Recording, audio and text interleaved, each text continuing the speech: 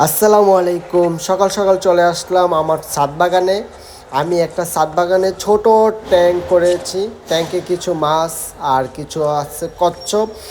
এর মধ্যে মাছটা সকাল সকাল দেখি মারা গিয়েছে অতিরিক্ত ঠান্ডার কারণে, আর কচ্ছপগুলো এখনও জীবিত আছে।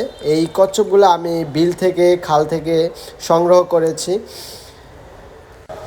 কচ্ছপগুলোকে আমি প্রতিদিন নিয়মিত খাবার দেই, আর পানিগুলো আজকে চেঞ্জ করে দেব। পানিগুলো ওরা অনেকটাই ময়লা করে ফেলেছে।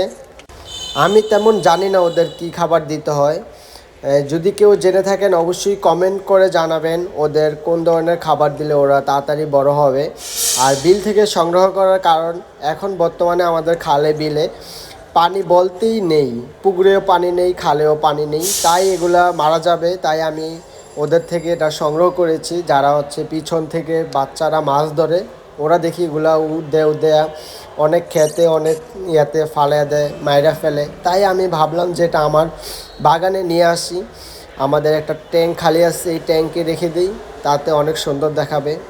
আর ওদের কালারটা দেখেছেন, কালোর মধ্যে ইউলো কালার খুবই জোস লাগে। এ, আল্লাহ কি কিউট লাগে সবগুলো একসাথে দেখলে।